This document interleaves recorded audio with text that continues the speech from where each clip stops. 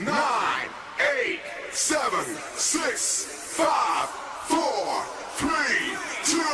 Are you ready?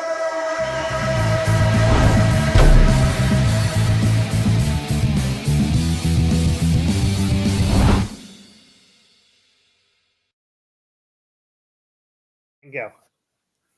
Ladies and gentlemen, welcome to Hard Way Wrestling. I am your amazing and wonderful guide on today's show, Scotty Too Hottie, S2H for all of you out there in the know. And we have got three Wait of till my the real favorite people. Scotty Too Hottie shows up. Yeah. We got three of my favorite people. We got Tricky Ricky. We've got the man, the myth, the legend, Brian Hardy. And we've got a man who really doesn't want to show his face on camera right now. That is Jason. I have a bone to pick with you, Hardy. So I bought Brian Hardy's book, okay, and wrestling with life, rocking all night. I don't know if you guys have seen this. He's book got yet. Scotty eye. Oh well, no, wrong way. Hardy, can you hear me? I can't see Yes, right sir. now. I have a bone to pick with you, sir. Okay. Now I don't know. It looks like it's a quick read. I should have been able to be through it by now. But do you know? Can you read that? Yeah. I am old, Hardy, and I cannot. These letters and numbers are so small. Who's supposed to read this, sir? Do you know why I did it that way? Do you want me to tell? I'm dying to know, bro. I'm dying to know. You tell. Here's the problem. If somebody was walking by Barnes & Noble or something and opened up the book, they would just be like, I think I might know that word. And then they'd close it up and put it back on the shelf and not buy it. Right? But if the font's really small, they're going to be like, hold up. They're going to take the time. They're really going to stick their nose in that book. They're going to sniff it. Oh, that smells like a fresh, nice new book. All right, sweet. I'm going to buy this bad boy. And then they walk right out the door with it. Smells like chops. Does it come with a monocle? And the absolute bullshit excuse is that it better come. You know, those reading, those one of big them reading magnifying things is what I need. You need I'm the gonna be so the honest minor with you, light That was totally for your hat. That was totally an Amazon call. Oh, okay. Well, So it was like I literally just sent them the book once it was written, and they did the rest. So it was like the front cover was designed by me, and I cleared that, and same with the back. But after that, everything inside of it, even the photographs, like I was like, we had the option to do color photos or black and white. I'm like, just do black and white. Like, it's fine because it'll save on, expense or whatever. But at the same time, like the font size, you are not the first person to say that. I've probably had about at least 20 or 30 people say that right off your the book bat. has like, an age limit. Anybody under the age of 45 is not over the age of 45 is not reading that book easily. All right, I can still read it. I'm not gonna lie, I can't believe it made it to you that quickly. It was supposed to be here Friday, and it showed up yesterday. And that's because Amazon had to squint to read who it was being delivered probably to. The delivery instructions were really small, and they didn't get that either. I got it yesterday, and I was like, "Yes, I'm gonna read this book before I see Brian on Friday." And I opened it up, and I was like, how in the absolute fuck am I supposed to read this? Like, you have to be in a super well lit. Like, I have well lit in here, right? My downstairs is not as well lit. But I opened that up downstairs yesterday. I was like, God damn it, Hardy! I just wanted to read the book. So, well, don't worry. Well, if you haven't gotten a chance to read the book, if you hadn't bought the book yet, what the fuck you waiting on? It's only $30. It was cheap. I paid a lot more for a lot less. I promise you that. I got a whole room full of that. So it's crazy, man. It's 33 years, or I'll say 31 years of life in 15 chapters. So wow, that's damn. You need to live a little because that's about 12 pages in that book. You need to live just a little bit. If it was bigger printed, it'd be a dictionary. Jesus. Yeah, no, I'm so wait a minute. So explain this to me. I mean, maybe the people don't know. I don't know. You write the book, you send it to Amazon, they bind it, they do all that? Yeah, so it's really weird. Because we went through probably about 12 to 15 different companies to see like different price quotes. And then finally my wife was like, well, Amazon can do it. And I'm like, the whole thing's written. It literally took me from 2017 to 2022 to write the book. And then after that, I just kept going back. It might and take me that long stuff. to fucking read it. And it got to the point where she literally said to me, she's like, let's try this Amazon thing. And I really wasn't about it because I was like, oh man.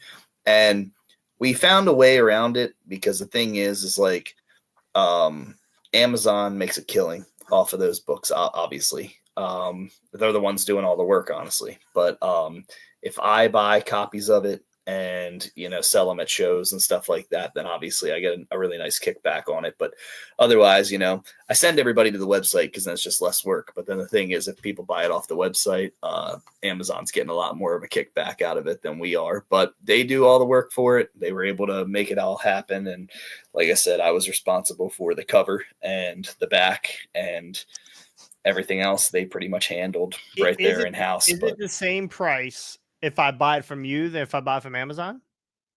It's the same price. But it's just as far as like the kickback that they get and the kickback that I get, if people buy it from me in person, I'm getting like, I'm trying to think of the breakdown. I'm probably making like Wholesale price. Yeah, like a wholesale price. My wife's sitting right behind the camera. Gotcha. But like That's probably your like a manager. That's your manager.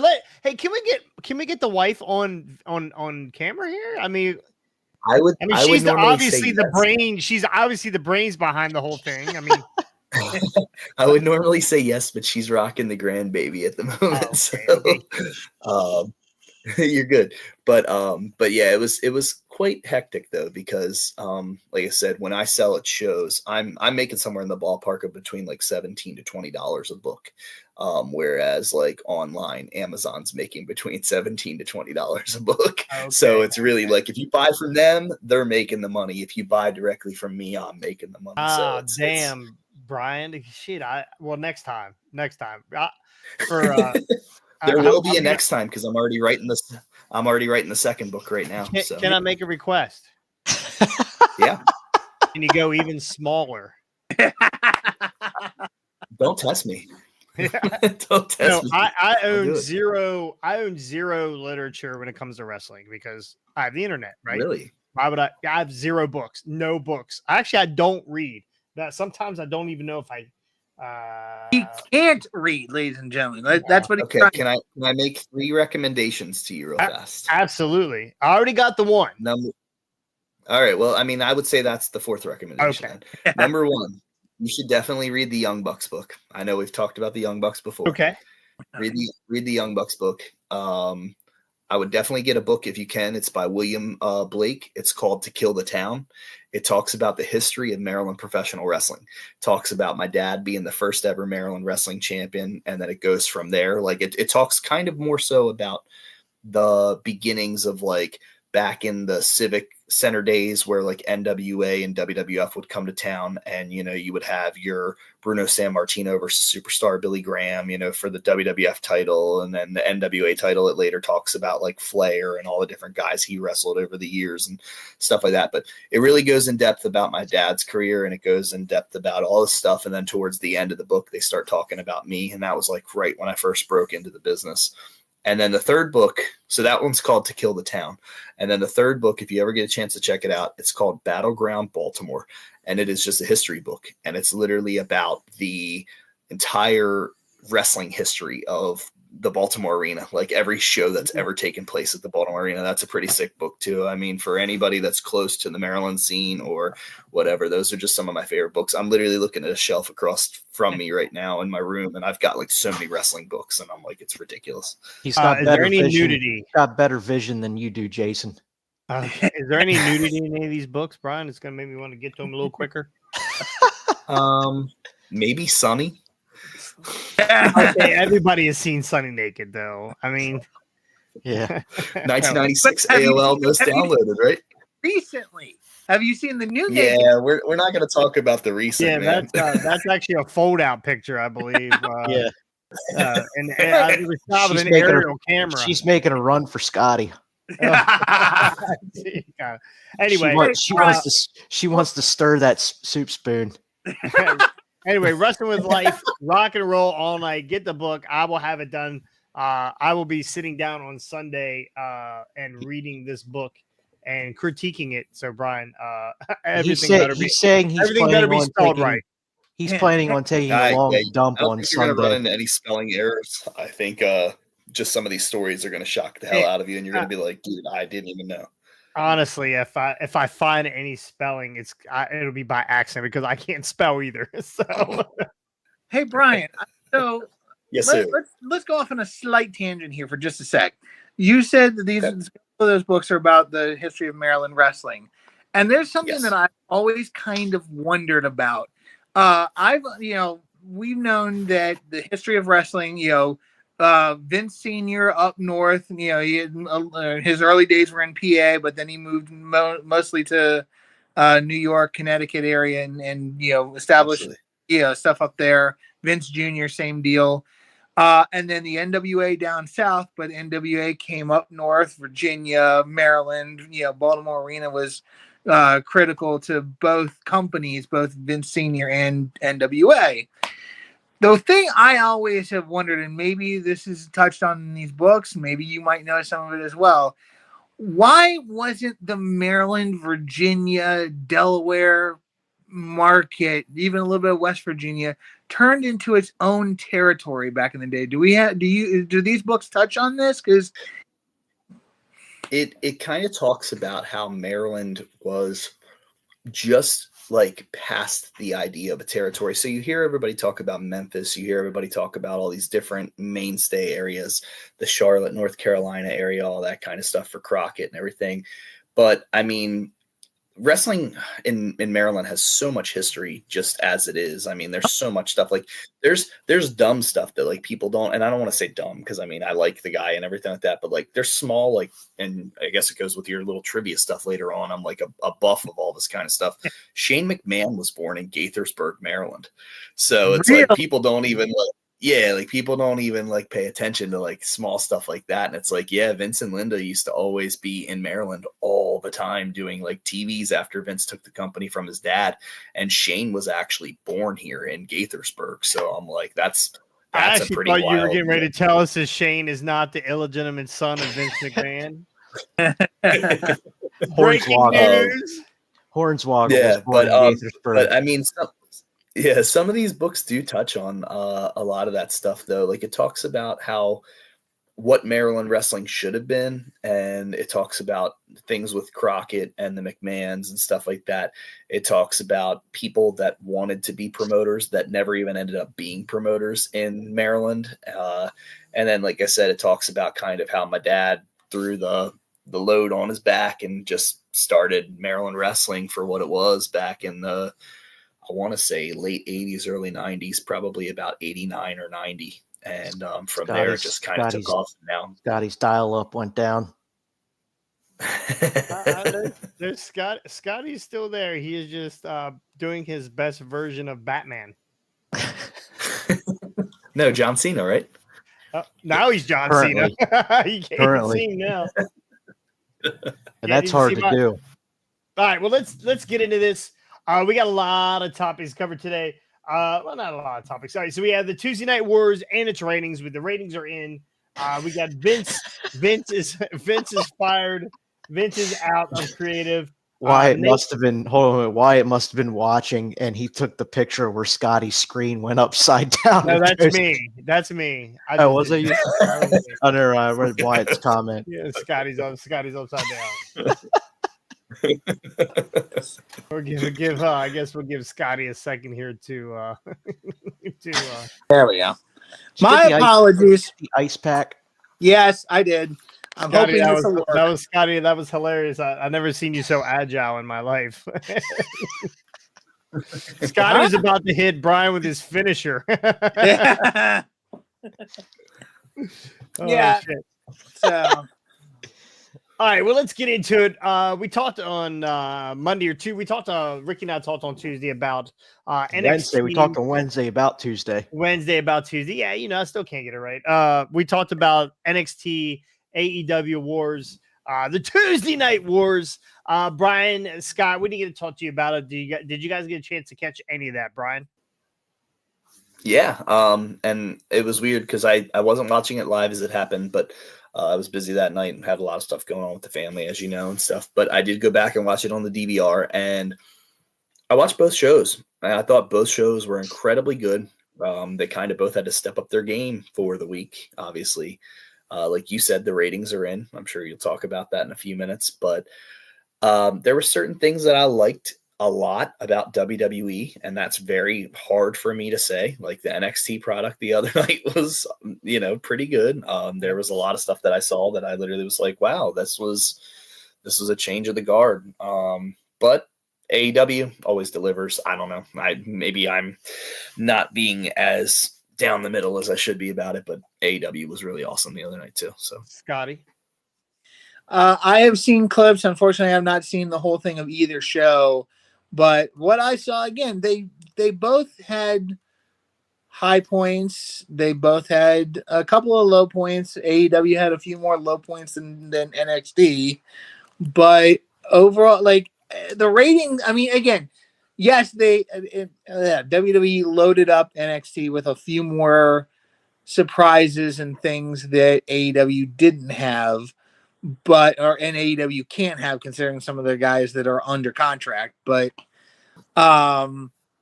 it's, I don't know, like the ratings speak for themselves, and yeah, as we'll get into later, the fallout of the ratings speak for themselves. Again, I'm not saying I'm not a complete disser of AEW. There's just things about that show, about AEW, about the people that I don't like. There are guys there that I think could be amazing breakout stars in the near future. We got Ricky Starks and Darby Allin and so many other guys that have good futures. But then you have some guys on there that are just there. And it's like, WWE's got the names, they've got the stars, the old stars that can come back, as well as the new up and coming stars. So I'm not surprised AEW got beaten out by WWE, both with the returning legends and with some of the younger talent that was there. Well, I don't. Where do they go from here, though? I mean, WWE really put, or NXT really, well, WWE. Where's it say WWE? They really put out, put all the hammers out. Like they put them all out on this show. Not all of them. Not all of them. Well, I mean, there's one in particular that I'm sure that they're going to hold back on until they absolutely need it. Jade Cargill would be the one for me. That I would think would absolutely, and I thought this was genius that they showed Jade Cargill for 30 seconds, right? Less than 30 seconds. And it made you tune in the rest of the night to see if she was coming. Yeah. Yes. Right? You just didn't know. You didn't know when she was coming, if she was coming. But people kind of waited around, and you'll see with some of these numbers or the numbers that I think that was a lot of what really pushed it. I know The Undertaker at the end was great, but I really think that this Jade Cargill thing is really taking NXT and WWE by storm. Jade was meeting Sean to see if he was still feeling sunny. Yeah. Supposedly they were in a private meeting the rest of the evening. Well, I mean, same deal with Triple H at Fastlane. They were in a private meeting the rest of that night. So, So is they Jade, were probably Jade already got her contract. They were probably just ensuring her that Vince was not involved with any further paperwork. Yep. Hey, Hunter, you should do what I used to do. Take him into a private meeting. Just make sure they sign the papers first. So, AEW ratings. The 18 to 49 rating was a 0.26, which is not bad, right? Not bad. 609,000 is what they had total. 609,000. That And double. that was down from the week before where they had 800,000. If I saw my Correct. And it was up 300,000 from Collision. yes, Right. Which had 20 fans in the crowd. Yeah, that Utah show. I think they're and we could touch on this too. WWE also had show. Let's not say that AEW is shitting the bed and they're overbooking themselves. There was a time where WWE was also canceling or looking to cancel some of these shows because the attendance was just not there, especially right before the pandemic or during the pandemic. Actually, right before the pandemic, some of these shows they were going to, they were getting less than 3,000 people. So let's not completely bury AEW for running a building that they shouldn't have run, because that's just what happens sometimes. You take a shot and then they turn around and where were they at? St. Louis? They were in Missouri for the last one, and they made it a point to pan every side of that crowd.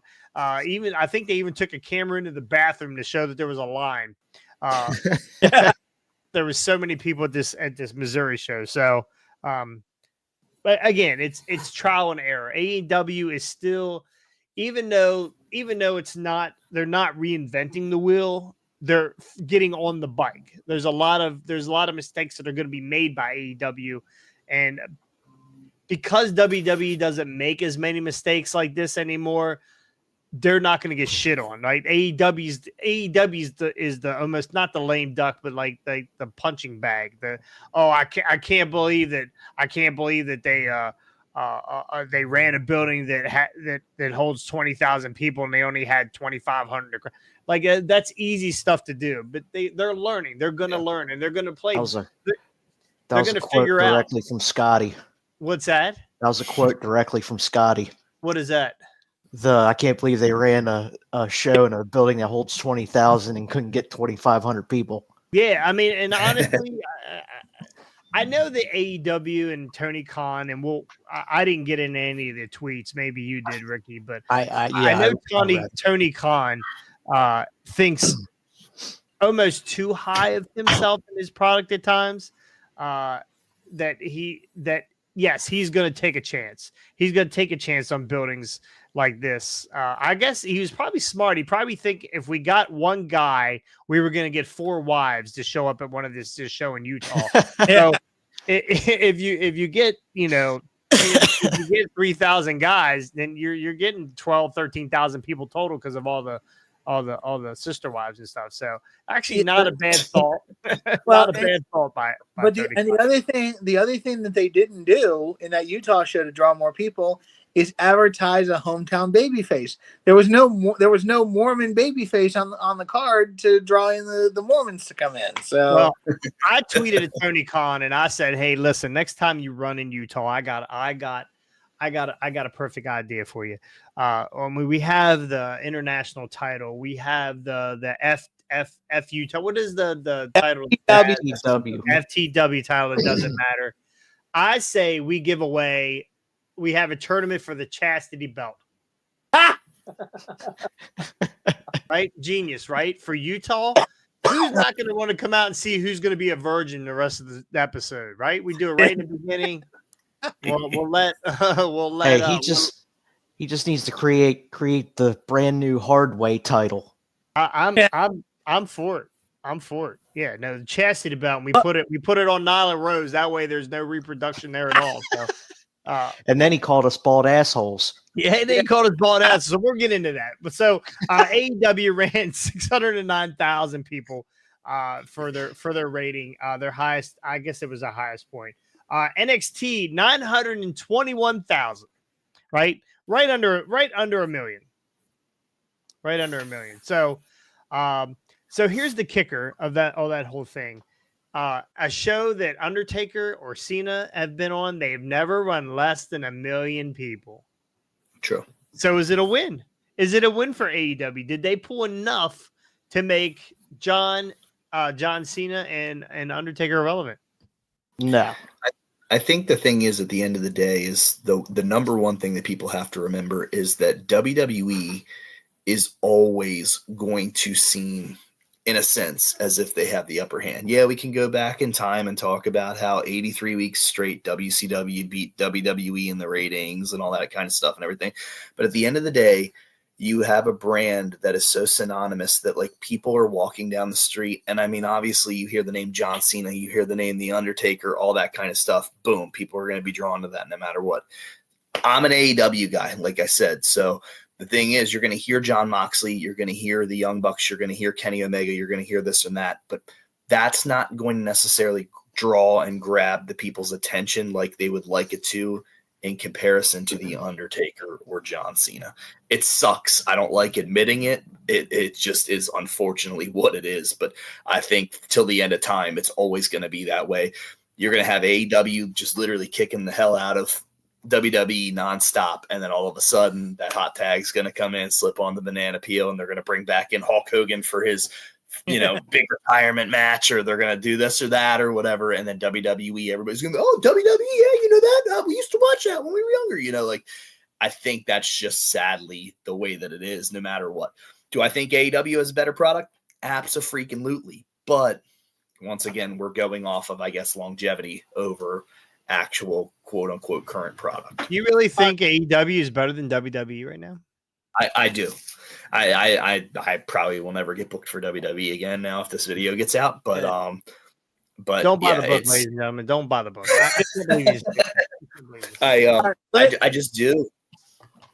Let's do just a slight bit of fantasy booking here. Okay. Oh, okay. Here we go. No. Okay. I love it. So let's just say all the stuff with Punk didn't happen. Okay. Okay. Punk was still there. Okay. If they had Punk on Dynamite versus John Cena on NXT, do you think the numbers would have been closer? Fantasy.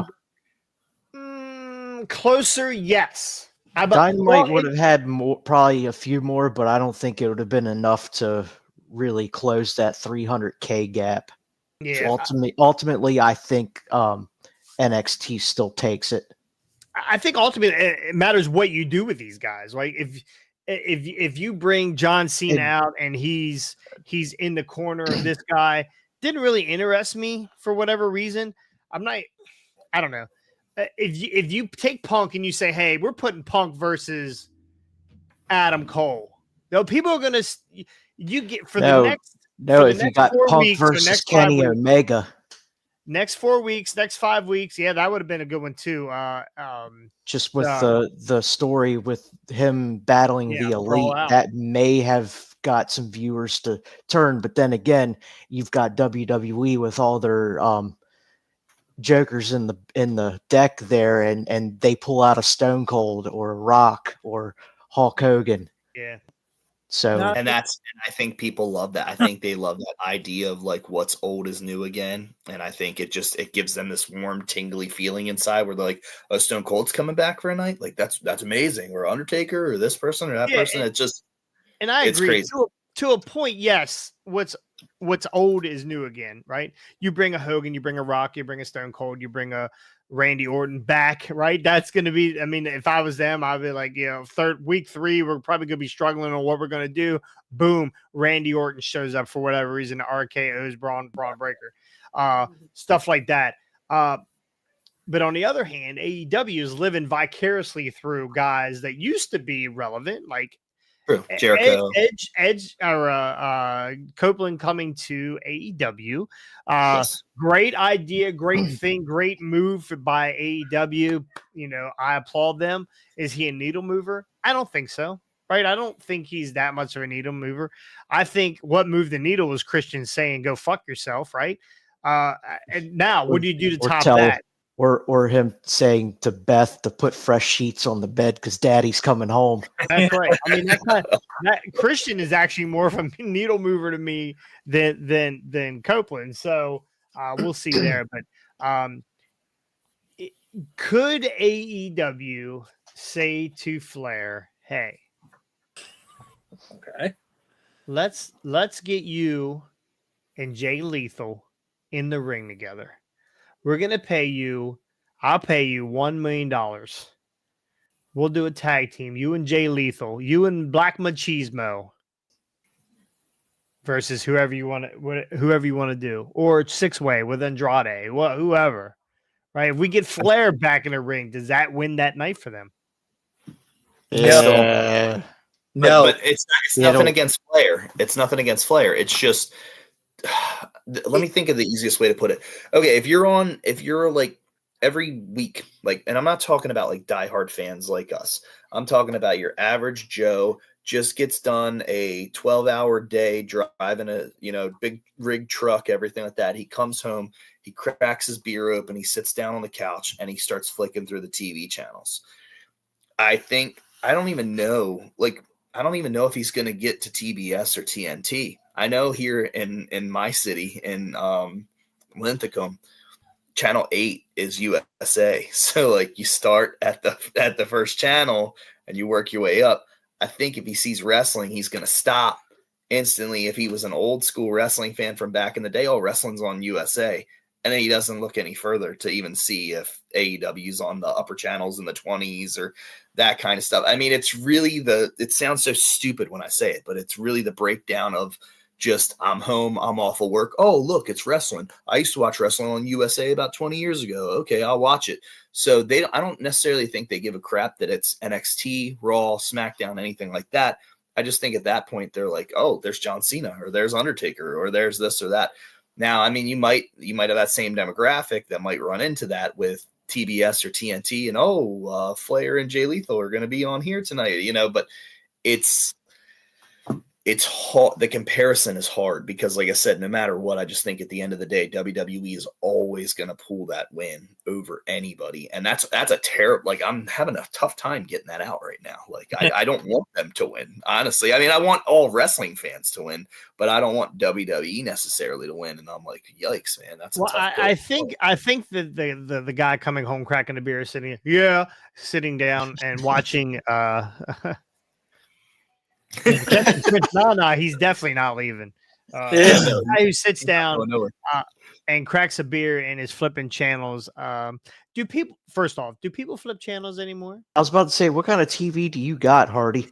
Well, so here's the thing. I mean, like I said, I don't have like no crazy cable. Well, now I'm on Hulu, but I have also like a basic cable on my other TV in here. So I'm like, if I was going through basic, I'm not talking about Brian Hardy Hulu diehard wrestling fan who's got everything DVR'd and stuff. I'm talking about your basic 99 channels, and you're sitting there getting home from your trucker job, and you're like, this is on. Yeah, well, so. I think these guys are sitting down and flipping channels. They got 99 problems, but wrestling ain't one of them, right? 99 channels. So sure. I think it's a small percentage. Shout out Jay-Z. I think it's a small percentage of people. I think it's a small percentage of people that are new wrestling fans that find wrestling. Right. True. I think flipping channels is a thing of the past. I think, and I'm the same as you. I have certain shows that I watch. If I don't watch a show, I don't know it exists. I really don't. Yeah. Because I'm not flipping channels. And because if I catch a show midway through, I'm not watching it. Yeah. I'm not watching it. And I'm that way with so many shows. Like even a prime example was Yellowstone. I didn't watch Yellowstone until about 3 seasons in. So I'd missed like the first 2 seasons because it was there and it was available for me to watch, but I just was like, whatever, And I'm like, then when you start hearing people talking, you're like, no, you really got to check the show out. Makes you kind of go, okay, maybe I should check it out. But if you're a wrestling fan, you're a wrestling fan. If you're a Yellowstone fan, you're a Yellowstone fan. If you're, if you love soup spoons, you're gonna watch Scotty. Everybody has their crowd now. I don't think it is people. What time is Hardy, you're old. Well, you're 35. We're 35, right? You're a baby. 33, yeah. What time does Jeopardy come on? I would say 7. 7 o'clock. But Scotty, that's only because I had older relatives that watched it, but I wouldn't have watched it. Scotty, what show come on before Jeopardy? Well, see, it's different for me because the channel I watch, Wheel of Fortune, comes on at 7. It is right. 7. I'm sorry. No, it's 6 for Wheel of Fortune, 7 for Jeopardy. Nope. You know that. right? You know that. Either way, you know that Yeah. one comes on before the other, just like Night Court used to be on before Cheers. Yeah. It's like I can tell you that Murder She Wrote used to be on before Raw back when I was. And Jason knew that Silk Stockings was on after Raw. Or GoBots used to come on before G.I. Joe. Yeah. As a person that is a niche person, this is what you watch. Brian watches wrestling. He DVRs always wrestling. Most likely doesn't watch a lot of stuff live. Every Friday I say I'm going to sit down and watch SmackDown live. I can't keep my eyes open or unfocused from this little tiny font. Or lack of daddy sodas. That being said, niche, everything's niche now. And I think if you're not a wrestling fan, you're not looking for it regardless. But I think if I was AEW and I said, hey, Rick, I'm going to give you $1 million. I know everybody tuned into that last match he had just to wait for him to die, and he never died. It was there a couple of times where Rick looked like he was going in the ring. Yeah. People might tune in to see that again, right? They'll want to see his last match, right? So if you promote that, I think AEW, whatever, if you got all kinds of money, throw the money at him, right? Throw all the money at Ric Flair. Andrade's there. He can drive him to the event so he don't get Alzheimer's and get lost. So, if Flair didn't die in the hospital when he was in a coma years ago, that just goes to prove he's dying in the ring. One way or another, he is going to go in the ring. I think he wants to. Yeah, he said in the ring, or he said a lady on top of him. He said that's the only two ways to go. Oh shit! Oldest ride, longest line. If you're that's my line. That's my line. We're talking about the Tuesday Night War that just happened. Demographic wise, do you think that, like, and once again, it's a hard thing because, you always hear people say 18 to 34, but like, do you think that a vast majority of the people that were tuning into NXT the other night were grown ass adults? Or do you really think like the kid's in the living room, he's got his ring put and he's got his figures put and he's getting ready to play with his action figures while NXT's on? Like, what do you think the demographic is? I think it's mostly, it's 18 to 49. Okay. That's 18 to 49. That was the stat that I had. I don't know how much deeper it goes. I don't have anything that goes any further. That's all I have. Wait a minute. From what the demographic of NXT skews older because a lot of the old wrestling fans this is what I have heard people say. A lot of the old wrestling fans are watching NXT because they find it reminds them most of the wrestling they liked when they were younger. A lot of the young people who are either just getting into wrestling for the first time or are, who picked it up through some means or some way, they skew more to the AEW. So you have like 18 to 25 skewing more AEW side of things. Gotcha. And then, it also helps that, you hear, again, if you're especially if you're an older wrestling fan, you hear, hey, John Cena's going to be on NXT, then you're going to get a lot of older fans who know the name John Cena and are like, hey, let's check this out. Or a lot of older wrestling fans who hear the name Undertaker, hey, let's check this out. So, that's why I think the demographic skewed a little different, skews a little differently. It skews younger to AEW, older to NXT. That's right. So we're going to end it. Go ahead, Brian. I was just going to say, not to get off topic, I know you want to go into something else, but I'll tell you guys what was crazy to me too. And this is the only thing like chaps my ass about really badly about NXT is like the other day I'm in the grocery store and I'm walking through and I'm grabbing a couple things, whatever. And I'm wearing a Halloween Havoc chalk line jacket. And fuck yeah, buddy. Fuck yeah. And it's Cactus Jack and Vader on the back of the jacket. So as I'm walking through the store, these two girls stop me. I swear they couldn't be any older than about 15, 16 years old. And they turn and look and go, excuse me, sir. They made a point to follow me. Excuse me, sir. Excuse me, sir. And I turn around and look and I'm like, yeah. And they're like, we really love your jacket. And I'm like, thanks so much. And then it messed with me it effed with me the entire time I'm walking through the grocery store because I'm sitting there thinking, we're probably not the same because my version of Halloween Havoc is what you're seeing on that jacket, and your version of Halloween Havoc is probably you thinking that I'm wearing an NXT jacket. Yeah. Gotcha. Oh, I was thinking they're younger, so they're probably thinking you had Jack the Pumpkin King on there somewhere. I don't know, but it like I said, it burned me up really badly because as I'm walking through the store, I'm pushing the cart and I'm thinking they're probably thinking like Halloween Havoc, like NXT and stuff, and I'm like, like I hate how WWE does that, like how they use all the pay-per-view names and like recycle them and stuff. Oh my God, Mr. Hardy, we're big fans of Starcade. So, all right, last word here, real quick. Oh my God, I could just go on for this. Last word, Ricky. Give me one person that AEW can bring in right now to save next Tuesday.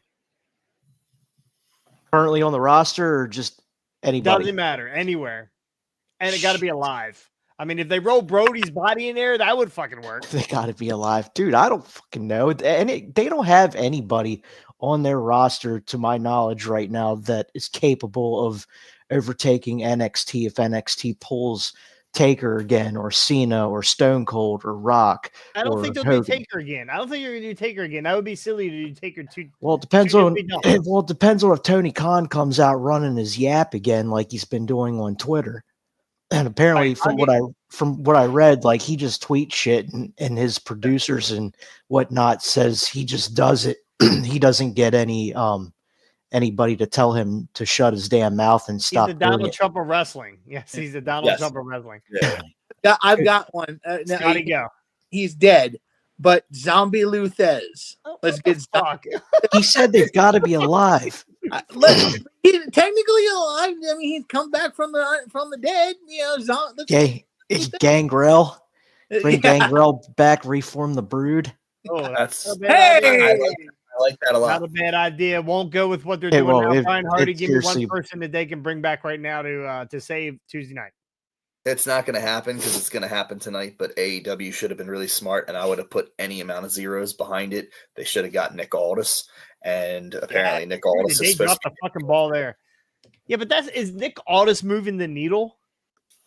I have no clue, but the thing is, they're saying that he's going to debut tonight on SmackDown, and I'm like, once again, telephone, telegram, telewrestler. We'll have to wait and watch and see. But the reality of it is I'm going, bro. If so, AEW really dropped the ball with that.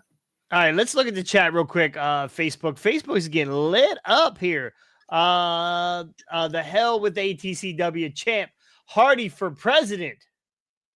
Yeah. Does the book come with blonde hair, dye packed? Does the book come with blonde hair, dye packed, and at least a discount on awesome sunglasses? Chucky Manson said he got his book for free, just stole it off a gimmick table. Yeah, you might want to check your inventory. Owen Hardy, 3 less toe. Owen. Is that 2 of the ATC's best on the pod? I don't know that Scotty's on here. Robbie, Hunter Hamilton, Robbie Wayne for ATCW heavyweight champion. Now we got some shit talk in the chat. Where did I go here? Are you on YouTube or Facebook? I'm on Facebook right now. Got to watch both at the same time. NXT was better at consistent wrestling, unlike Undertaker's spine walking up the steps. AEW funnier promos and content. You know, I do give AEW one thing. AEW stayed in their stories and they continued to move forward with things.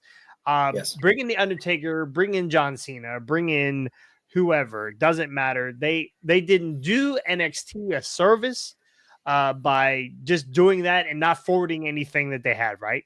They didn't make any stories any better except for the Baron Corbin Dragunov thing. He's gonna be, other than that, it doesn't do anything when you bring guys in like that aren't going to be here next week. It's one thing Chucky and I have always talked about. We have a current roster of guys for ATCW, and we kind of stick with those guys. We bring some new guys in, like Brian Hardy, every once in a while, and we're starting to now feature Brian Hardy. Right? You've had a couple one-off matches. We don't do a lot of one-off matches anymore because we're very story driven, and we want Instagram, story. Yeah, we want stories to make sense, and bringing in a guy to, if he's not getting smashed or crushed or whatever, bringing him in to go over. What are we saying, right? Is this unless we build it? Like if we're not building it, we're not bringing it in. So again, I don't believe they did themselves. When do we get to see Brian Hardy squash Jeremy Stone? Well, it's not happening because Jeremy's the fucking dog, and I love you, Brian. The book's fucking horrible, but you're not winning. You're not beating Jeremy Stone. Jonathan Cross has entered the chat. Jesus Christ! I mean, why? No. See, I think there needs to be a one-off. Ricky Walker versus Jeremy Stone. I guarantee you, Ricky will just demolish Jeremy. Doesn't matter, Scotty. Your phone will go dead before you get to watch it. Now you did it. Now you did it. You angered him. Guys, just start your dance. Start your dance. You'll be good. There you go. Okay, back to the chat here. You got to do that in your next ATCW entrance. Yes, I might. It's gonna be a while. Do you guys think NXT would have beat AEW without main roster talent? I think we just covered that. No, they haven't. They didn't beat them on Wednesday night without main roster talent. Yeah. I don't think they could have beat them without it, honestly. So, how long before they put Jade against Natty? Well, we all know Natty is the gatekeeper for NXT or AEW or WWE. So, I don't know that they're going to put her against Natty. It wouldn't make sense to. I think Jade is bigger than that. You guys think that they should put her against Natty? Unless she's coming in like full on heel mode and they're just going to have her just like run through and just squash a bunch of people to start. I mean, Natty would be one, but why waste her? Why waste her doing that? Yeah. The only way that, and a lot of times Natty works with whoever they're pushing at the time or whoever they're getting ready to push, she'll work with them and then she'll have a match with them. So she is the gatekeeper. So we might see a Jade versus Natty. NXT's regular quality was as good as Corey Tiny Feet Bush running across the ring. Take it how you want. What? Oh, hey, this is a good one. A good one that AEW could bring in. Yeah, I just saw that. Goldberg. Yes. Yeah. I honestly believe that would have serious drawing power. Look, the thing is, when they pulled Sting, it literally, once again, we talked about that nostalgia vibe and stuff that people get with WWE. That's what they were getting on AEW because they're already considering AEW to be the WCW of today. But then you bring Sting back. Next, you bring Goldberg back. If we had maybe a one-nighter again with maybe DDP or something like that, then you're going to start turning heads. Then you're going to start really getting people talking. Everybody's going to say, nobody wants to see all the old guys anymore. Bring them back. I had Goldberg's music hit after Wardlow had just power bombed Matt Sydal through the bottom of the floor. Exactly. All right, ask me who I bring in. Who you bring in? Jonathan Disco Cross. Inferno. Oh god. He just wants to dance. Yeah. I just want to dance, Brian. I just want to dance. All right. We're gonna move on. That was a long topic. Good job, guys. That was great. Vince is out of creative. Vince is fired. Can't see him anymore. About damn time. We have seen this 37 times this year. Vince is out. Vince is in. Vince is out. Vince is in. Vince is in. Vince is out. Vince is tearing up scripts. Vince is rewriting. Vince is out again. Vince has broke his neck. Vince is Vince is sending out NDAs. Vince is signing NDAs. Vince is selling the company. Vince is out again. Vince is in again. Vince is out. We've heard more of Vince getting out than the paralegal did. So is this true? Do you believe this is true? I know there was an issue with they're blaming the ratings dump on Vince. Vince's crap booking, and the CEO of Endeavor is also blaming the drop of the TKO stock on Vince. Gotcha. So do you think that this is a Scotty, do you think this is a real thing? Are we just just this week's flavor? Well, it is an interesting question to think about, and I don't think it's just the flavor of the week for Endeavor. I think, as I've said a million times in the past, when this whole deal was coming up, and I was like, because Vince signed a new contract right before the Endeavor deal went through, and I was like, what happens when Endeavor fully takes over and they realize that Vince is the cause of 90% of their problems, whether it's the PR image of the company, whether the tanking ratings due to Vince's bad booking, whatever. Like, what are they going to do when they see Vince as the issue? And don't forget the locker room morale. The whole 9 yards. So, the fact that they're now publicly saying this, that Vince is the cause of this after the company's been bought, and what I guess, taking Vince's control completely away from him and giving it fully to Triple H, is a big step. And it's like, all right, now will Vince be back? I mean, who knows? Vince may get a whole bunch of lawyers together. He may get freaking whoever his main lawyer is, and Stephen find P. a way to find, yeah. News. He might find a way to Endeavor and take over Endeavor. Who the heck knows? He's not taking over Endeavor. Yeah, hey, he came back into his own company after they kicked him out. Who knows what might happen? But if they do if Endeavor does what I think they're going to do, they're going, now that they've shit canned him out of creative, they're going to basically null and void his contract and be like, all right, you are no longer with this company whatsoever. And then all they have to do is find a way to get Vince to unload what stock he has and find a way. Good luck.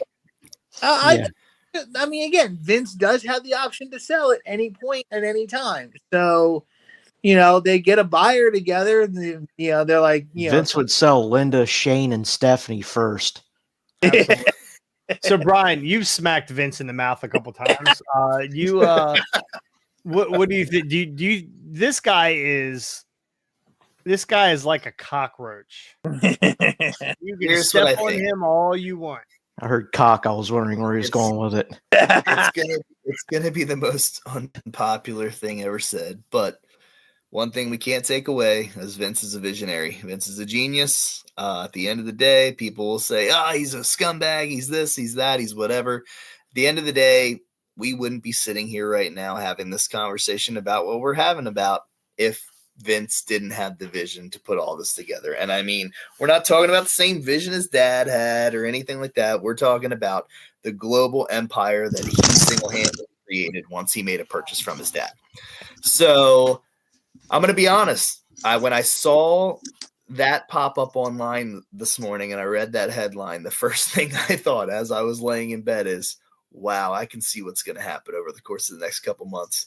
Something's going to go wrong. He's going to act like he's just taking the beat down from them. And then he's going to end up, I got to agree with Scotty on that one. He's going to end up coming out on top. And it wouldn't surprise me if he wipes out every single guy in that TKO brand or whatever and literally ends up owning everything again, because it doesn't matter where there is piles of shit laying. That guy always comes out smelling like a rose. Right.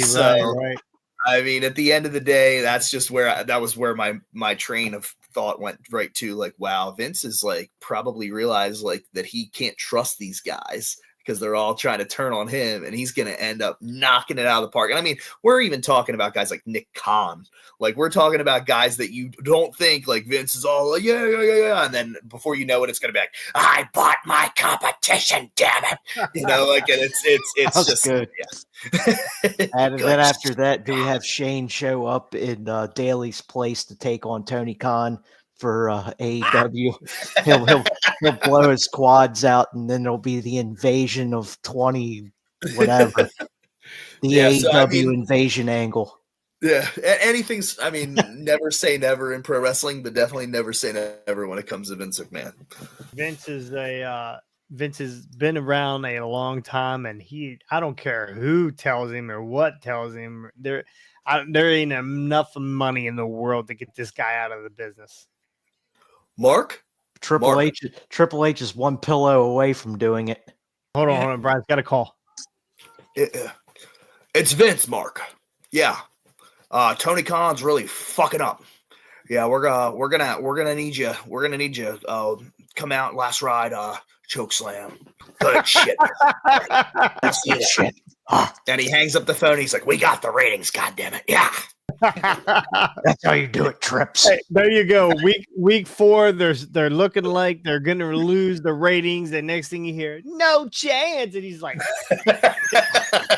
walks down to NXT, and he's like, he goes, "Oh, I hate the color scheme."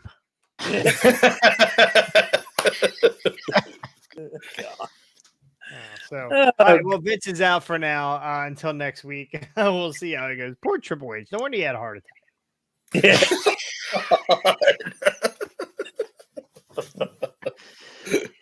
Oh boy. Let's move on. Nick Aldis is supposed to make his debut tonight in AEW. Unfortunately, not AEW.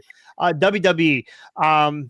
So I'm confused about Nick Aldis. I've watched him in Impact. I've seen him in NWA. What is wrong with him that he's not wrestling? The guy looks like $1 million. Why is he not wrestling? Is he hurt? I think it's politics. I really do. I think all around the board. And he had his falling out with Billy Corgan. He had his falling out with some people at WWE, although because his wife worked there, he says that that's not true. And he's had his go around with Impact Wrestling. I think this time they're going to keep him. And I think WWE is going to have him on board just because they know that if he went to AEW, that he could be a serious competitor there. And I think there's a lot of eyes on him. And I don't know. I think he's amazing. That's all I can really say. Aldis is married to Mickie James, correct? James. Yes. Yeah. I don't know how this. I don't understand. I just don't understand why this guy isn't a talent. Why they're not putting him in the ring. I mean, they don't need to. But I mean, if you've seen this guy wrestle, he's better than most. Like he is a top. If they put him in, he's absolutely going right to the mid card title scene. Right to the mid card title scene. He's not beating Gunther. I mean, why not? Why not? I'd rather see, like Scotty said, I'd rather see Braun Breaker come up and do it. Yeah. Braun or Elio. Yeah, Ilya Dragunov. One of those two should be the ones to dethrone Gunther. Funny, I was actually talking to a guy the other day at Walmart who's a wrestling fan, and we were just saying, why haven't they brought Ilya up? That's a whole conversation for another time, but you know my feelings on Ilya. He's worth every penny. But here's the thing, going to Aldis really quick. Two things about Aldis. One, I don't think he's going to wrestle until he is being given what he's due for, like, to be a wrestler. Hence why, like, he went to Impact, he went to NWA, he had good runs, but it was one of those things that, like, he knows what he's worth. So he, like what Brian said, the politics, like, he's not necessarily politicking his way into the main event, but he's saying, look, I know what I'm worth. I'm going to wrestle where I know I'm worth, when I get what I'm worth for who I am. Absolutely.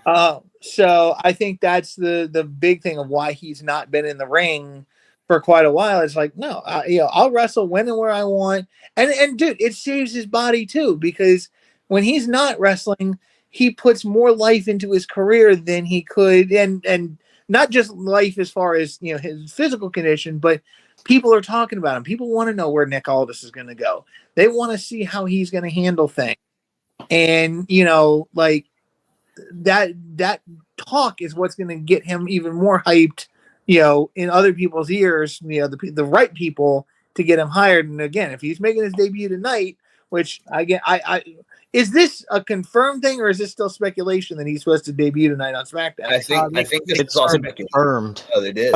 Yeah. So the fact that it is now confirmed that he is debuting on SmackDown, this again just hypes the talk about him even more. Great, now we get to see what Nick Aldis can do in a situation. Yeah, but he's not wrestling; he's an agent.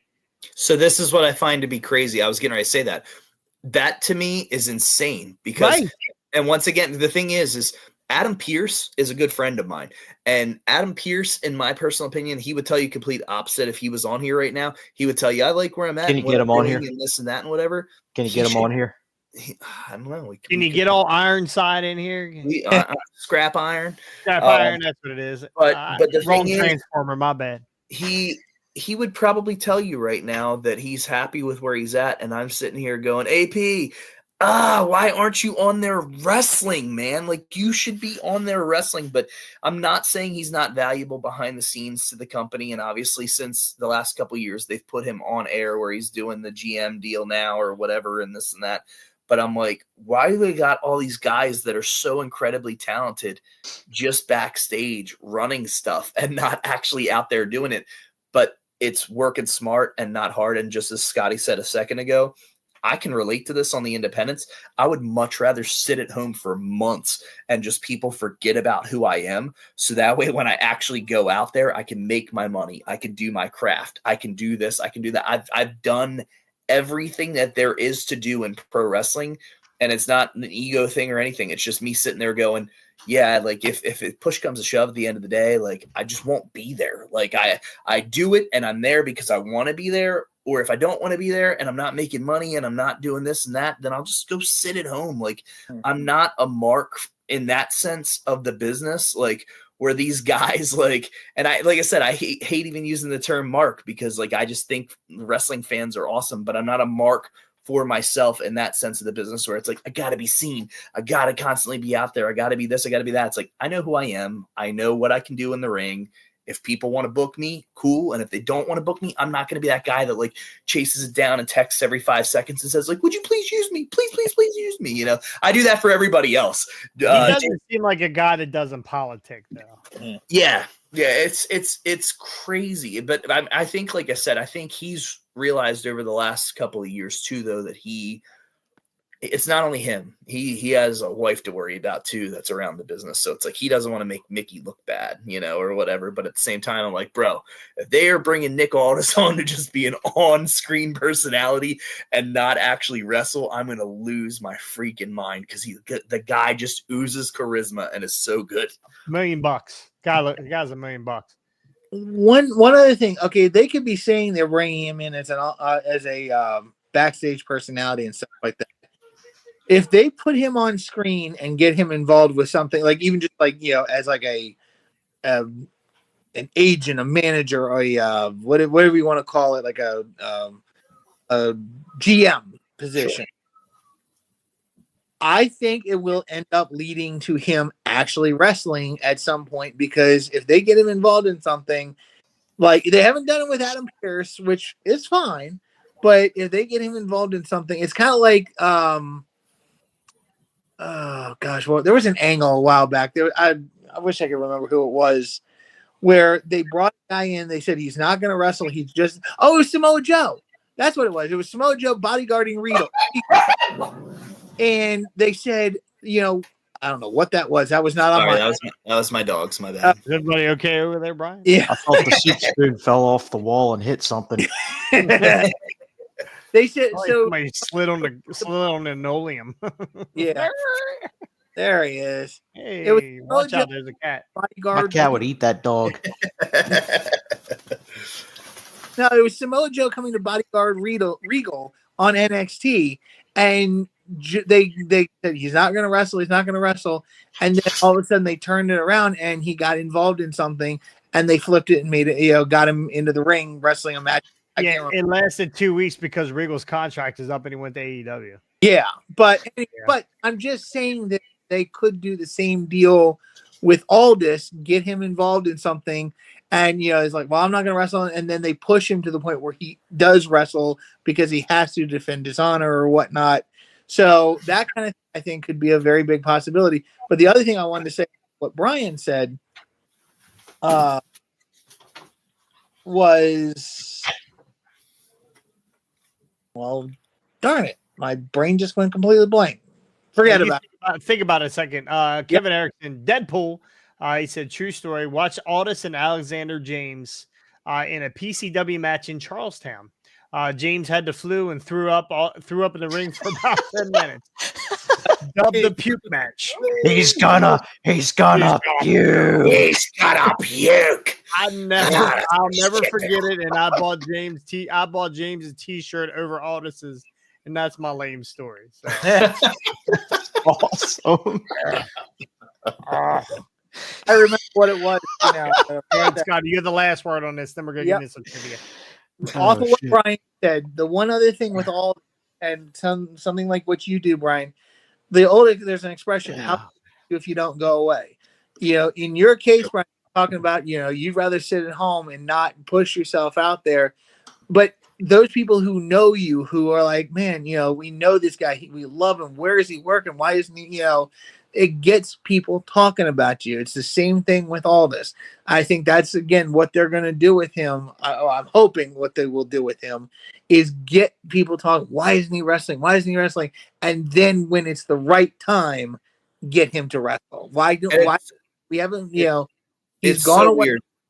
Jason doesn't know this. Sorry to cut you off. Yeah, Jason doesn't know this, but this is a prime example, okay? And it's not to let anybody in on the inner workings of the business and stuff like that, but this is the nitty-gritty right here at Hardway. So I don't think I was even booked for October for ATCW, right? And yeah. And I was like, man, like I don't even honestly know if I'm going to be booked here the next time. But I finished my match with Ethan Cross, and as I'm walking to the back, everybody's yelling, title match.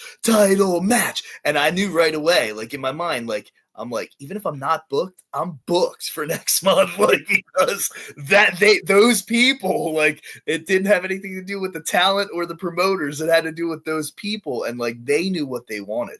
So I'm like, yeah, it's such a crazy balance. Nick Aldis knows, like, if you've ever watched his match with Cody from All In, man, like that match alone speaks volumes of how freaking great of a wrestler he is. And I'm just like, man, it's nuts. Yep. Do you want to go behind the curtain here, or do you want to do it offline? I don't know. That doesn't matter. I'm good with whatever. Because I mean, when it comes to doing the booking, I got the pencil, sir. So that's fantastic. There were lots of plans with you, Brian. You were going to be booked in October. You were going to be booked in November. You were going to be booked in January. You were going to be booked in February, whether you fucking liked it or not. Right? until I get a figure, or a readable book font. Yeah, please, or I get to write the forward, or I end up on one of those trading cards. You were going to be. Do you realize this is why I come on this show, right? Because you guys sit here and make me laugh at like half the stuff that you guys say. You're an easy target. I don't. Jason just wants a flip book of him doing the Prince Nana dance. And you just said cards, man, and we got the new series in today. Look at that. Series number 3. Look at that Owen Maverick right there, man. We know what we call that in the business there, Brian. We call it a softball. Boom. Huck Sawyer. Oh, that guy's a bad guy. Yeah, man. I think I know this guy. Bam. He's got great breasts. It's Chop Suey. Topless. Adam Armstrong, baby. Oh, he's got a stunning Steve Austin type of look. Yeah, man. And just out of curiosity, any relation to the actual Armstrong family? No, he's He's a fucking Hardy. I was gonna say he's related to me. Ah, He's a Hardy. That's my brother. You should have never told him. You should have kayfabed. You should have told him. Yeah, I was gonna say I should have kayfabed him because I'm like he's not here right now, but he lives downstairs. I'm like he is this guy. I'm like this kid's out in the living room, almost missing a toe right now. I'm like, and this guy is in the other room right now feeding a baby. And my wife was just in here rocking the baby to sleep, and now he's in the other room feeding. It's very possible at some point we're gonna get one of these guys walking past the camera in their underwear. Well, it's funny. It was funny because Huck said he was like, "I'm just gonna bust in on the middle of your interview and just start beating you down like crazy." He was like, "We're just gonna use that footage." That would be awesome, bro. That would be awesome. Can the kid wheelchair himself in there in his referee shirt? He can. And then your wife's gonna have to use your phone as the camera so we can all see the beatdown. That's right. All right, well, let's get this. Wait. This will be the introduction of the new Hardway title, 24/7. Oh, I love it. 365, 24/7, 7-Eleven. I-95, your Continental. Yep, there you go. 301. All right, here's what we're gonna do. I'm gonna give you guys. We're gonna give everybody 30 seconds. Scotty, you're gonna get to pick your topic. Ricky, you get to pick a topic, and Mr. Hardy, you get to pick your topic. And we'll give you 30 seconds. You got 10 questions, and hopefully, I can read them fast enough that we'll get through the time. Is the font big enough? We'll see how many you Is the got font right. big enough? I blow it up on my computer, bro. Blow it up on my computer. Don't read the answers. Yeah, we'll go. Ricky, I'm gonna keep scoring on my digital scorekeeper here. His teeth. Scorekeeper. All right. Oh boy. So who would like to go first? Oh, you already called Scotty out. All right, Scott. All right. Scotty, we're gonna see. So this is all 80s. This is gonna be 80s trivia. So here are your categories. There's a bunch of categories here. So we're going to go the golden age of WWE, WWF 1980, the golden age of WWE part 4. Oh shit, there's a bunch. There's a golden age part 3. There's a welcome to Piper's Pit. WWF 1989. When it was the WWF in 1980. And WWF 1987. So we got the golden age and a bunch of dates. Let's go with 89. 89. Multiple choice question here. Okay, we got 10 questions. I'm going to, you know what? I'm not putting a time limit on it, right? I'm not putting a time on it. I do have to go to work soon. All right, we'll get through this real quick here. No, I dude, 9 o'clock. I got plenty of time. Yeah, you got plenty of time. All right, Scott, are you ready? Yes, sir. All right, question number 1. On January 7th, 1989 edition of Saturday Night Main Event, the Red Rooster. That's why we're not doing the clock, because I'm going to be dancing. The Red Rooster had his long-awaited falling out with his manager Bobby the Brain Heenan. Each blamed each other when the Rooster lost his match. Who was the opponent on the card? Now, here is your multiple choice answers. Rick Martel, Coco Beware, Tito Santana, or Hillbilly Jim? Ooh, It was hot in 1989. I am going to go with, so it was Coco, Tito, Rick Martel, and Hillbilly Jim. Yep. Oh, God. 89.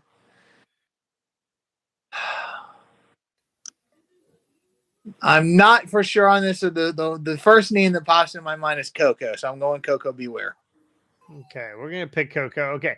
Next question. On January 7th, 1989, edition of Saturday Night Main Event, Brutus the Barber Beefcake lived up to his name by shaving his head. Oh, shaving the head of a longtime rival. Who lost their locks to the barber on that night? Dangerous Danny Davis, the Honky Tonk Man, Outlaw Ron Bass, or my man Greg the Hammer Valentine. Greg Valentine. All right, you're going with Greg Valentine that night, right? All right. Question number 3. Well, I have them all at the end. Okay, I have them all at the end. You get at least 3 hints if you need it. Okay. All right. On January 15th, 1989, the WWF presented the 1989 Royal Rumble. In one of their undercard matches, veteran woman wrestler Judy Martin, we all remember Judy, right? Challenged for the WWF Women's title. Who was the champion on that night? Sensational Sherry, Wendy Richter, the Fabulous Moolah, or Rockin' Robin? This is a tough one. I want to go with I would go with Moolah, but at the same time, I can't remember if she was still. You do get a hint, sir, if you'd like a hint. One hint. One hint. There we go. It has gotten rid of Wendy Richter and Fabulous Moolah. Your answers are Sensational Sherry or Rockin' Robin. Rockin' Robin. That's what I was thinking, but I was like, I couldn't. I was like, did she hold the belt at that point? But yeah, I'm pretty. Axis Smash, aka the Demolition, started the Royal Rumble off in an exciting way by drawing numbers 1 and 2 respectively. Also, by way of a crooked deal with Ted DiBiase, the Big Boss Man, and Akeem, aka the Twin Towers, entered back to back. The third tag team also entered the match 1 number apart from each other, virtually unnoticed. Who was the tag team? Powers of Pain, the Rockers, the Bushwhackers, or the Brainbusters?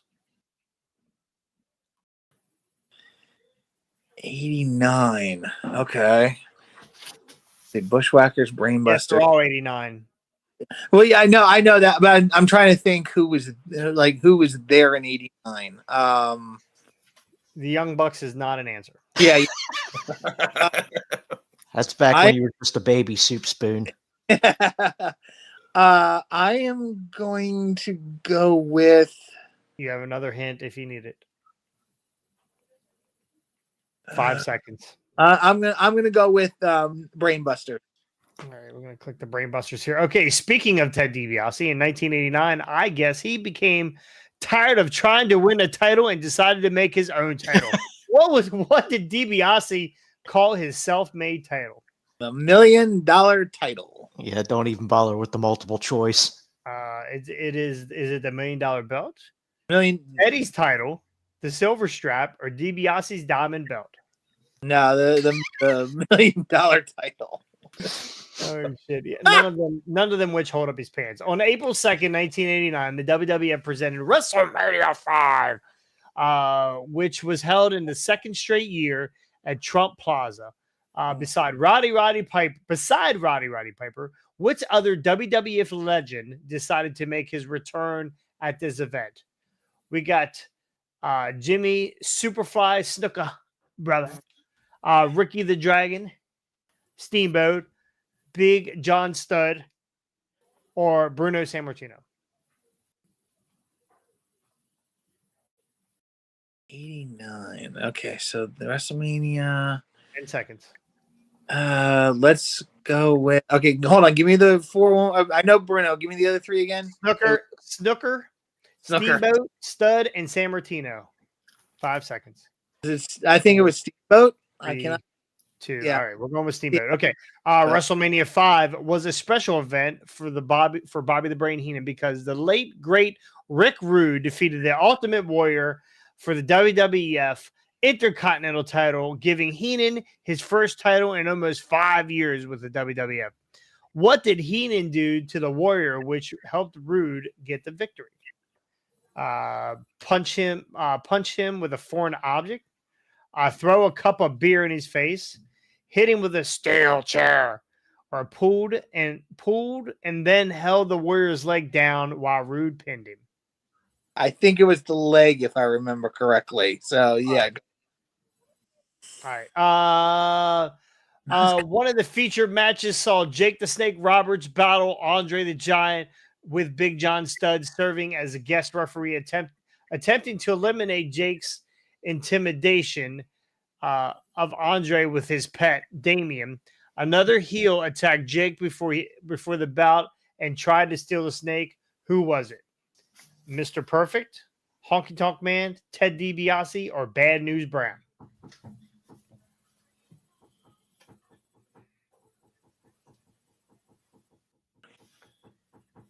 Mr. Perfect, Honky Tonk Man, Ted DiBiase, or Bad News Brown? 5 seconds.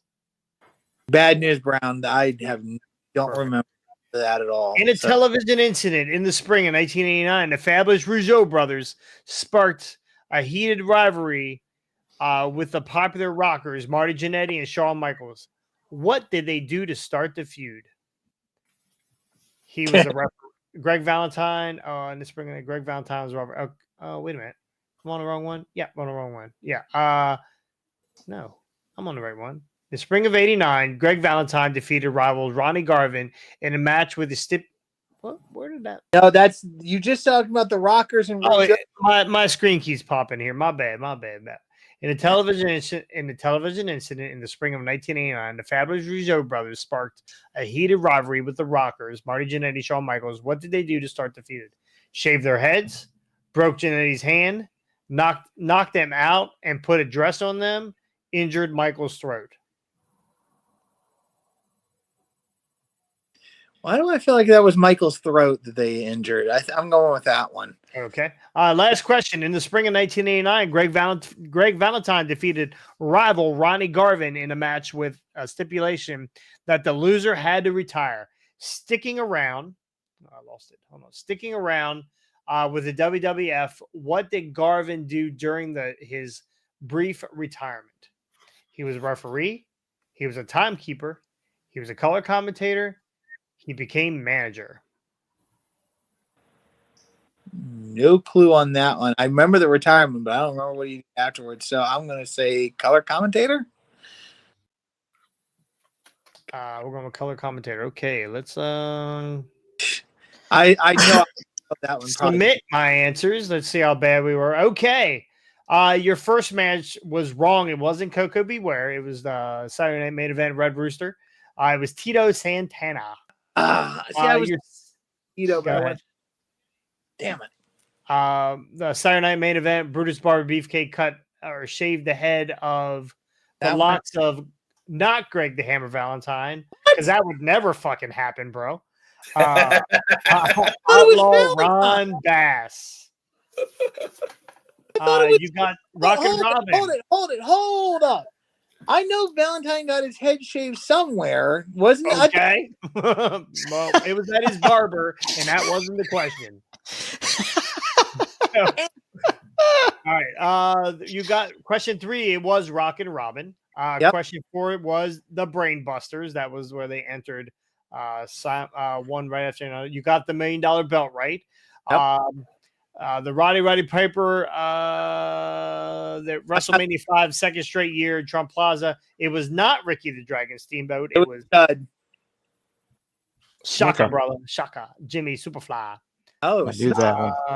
Pulled and held the Warrior's leg. That was correct. It was the one who featured match saw Jake the Snake Roberts battle Andre the Giant. With Stud as the referee. It was not Bad News Brown. It was Ted DiBiase. Oh, it was DiBiase. Okay. You were correct about injuring Michael's throat. Yep, that's what I remember. That was the match. He lost his smile and his throat, I heard. In the spring of 1989, Greg Valentine defeated his rival Ronnie Garvin in the stipulation match. He wasn't a color commentator. He was a referee. So you got. Yeah. 1, 2, 3, 4, 5. 5 right. 5 out of 10. No, I'm 50. Tell you a little crazy side story about Ronnie Garvin real fast. I was with Ronnie Garvin 2 years ago. Most people didn't realize this, and it was funny because I thought you were going to say that in that last trivia question. Ronnie Garvin, most people don't know, was actually a pilot for the WWF and did private jets and stuff for Vince while he worked for WWF. Wow. Yeah. Going back to the Rougeau one, I thought the answer was going to be piss off the Bulldogs and get them involved. Yeah, I was waiting. I thought that was the question too. I thought it was going to be like, what team did the Rougeaus get in a fight with backstage? Now, what was Ronnie Garvin the pilot on the plane that Ric Flair pulled his penis out on? No, not in the slightest. Not that one. No, not in the slightest. But he did. Did Scotty fall out of scare? Did like, they said like a solid year. He told me that he did with flying for WWF, but then he said that they wanted to stop double paying him because they wanted to stop paying him to be a talent and to be a pilot at the same time. Gotcha. Wow. All right. Scotty, you decide who goes next, Ricky or Brian Hardy.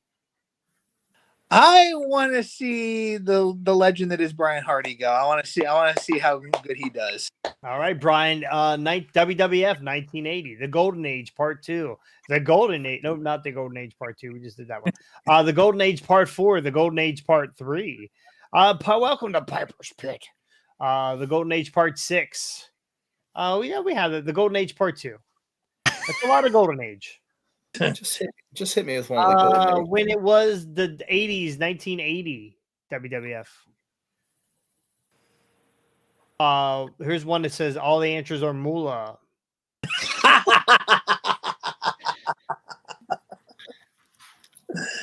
Did you read that? Did you read that right? You sure it doesn't say all the answers are Mella? Oh. Let's go with I don't care any of the 80s stuff. Okay, well, I thought it was all 80s. Yeah, I mean, it's all 80s. Well, you said Golden Age. Golden Age. Well, this one's gonna be a tough one. Okay, Bob Backlund. Bob Backlund's 6-year WWF Heavyweight Championship reign was nearly interrupted on November 19th, 1981, with the title when the title was held up after one match in Madison Square Garden. After a match in Madison Square Garden because of the winner couldn't be determined. Who was Backlund's opponent in this match? Ken Patera, Greg Valentine, Jimmy Snooker, Larry Zbyszko. I'm gonna say Ken Patera. Ken Patera. Okay. Number 2.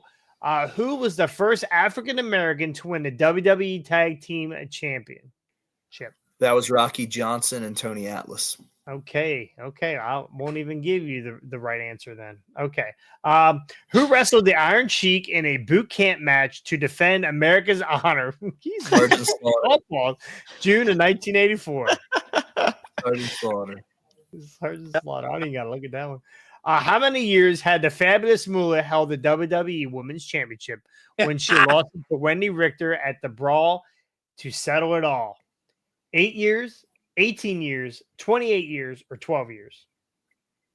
I'm going to say 18 years. 18 years. Okay. That probably took her. That's how long it took Wendy to pay Moolah off. Yeah.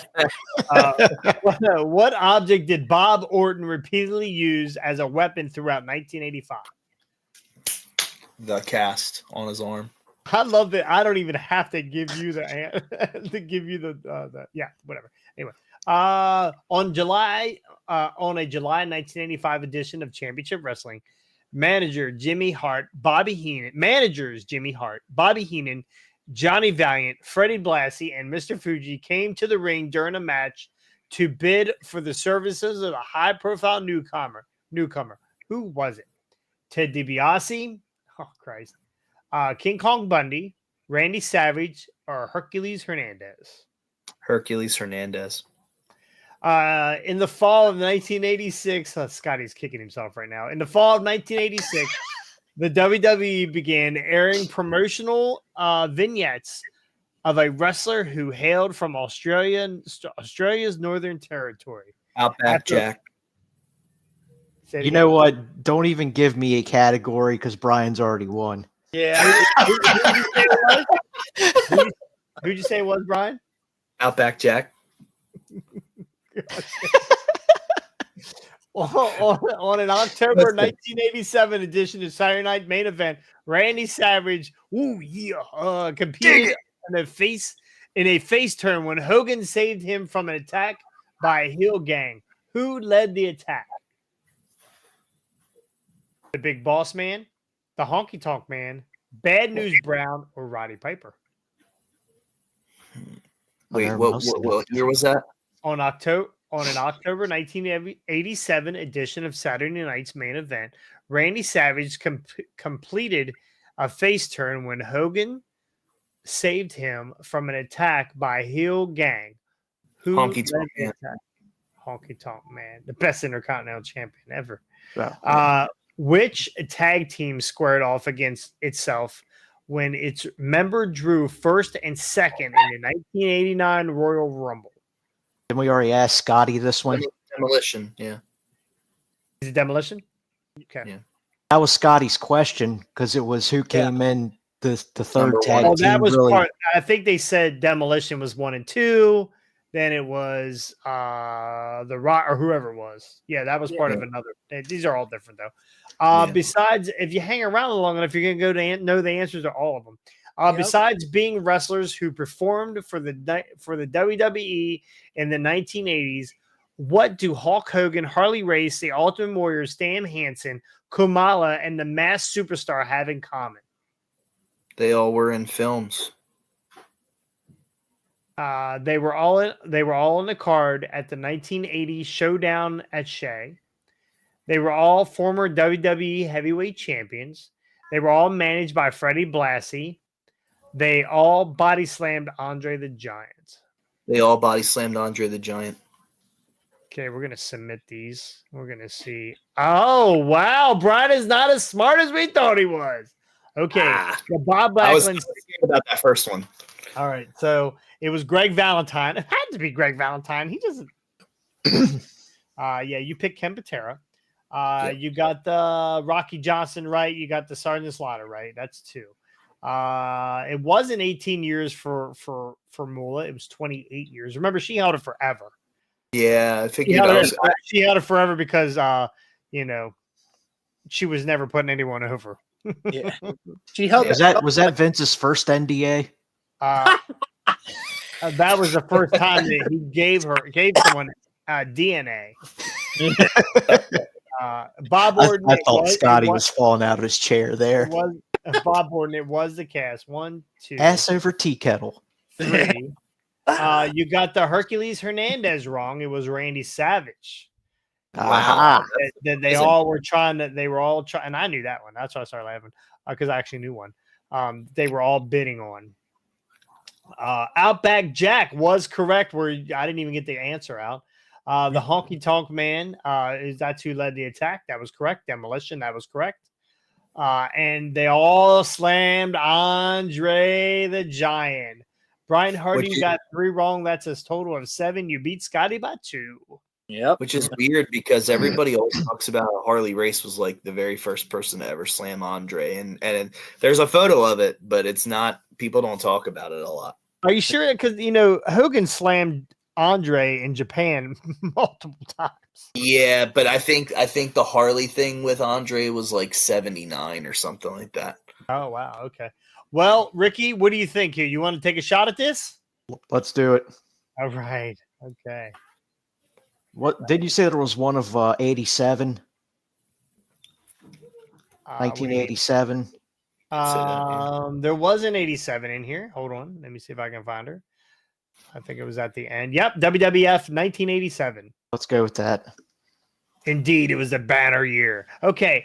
On 1987, Ricky Steamboat returned to the ring after suffering a crushed larynx at the hands of the Dragon made his return by defeating this famous mid-1980s jobber.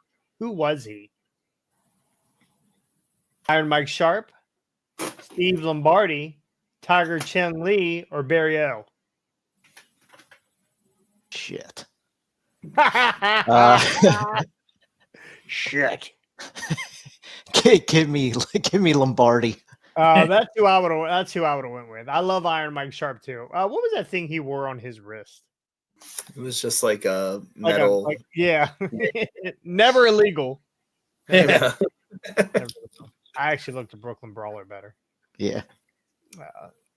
All right. So, so Steve Lombardi, not the Brooklyn Brawler. Okay. In 1987, Hercules Hernandez, who was managed by Bobby the Brain Heenan, began a lengthy feud with Billy Jack Haynes.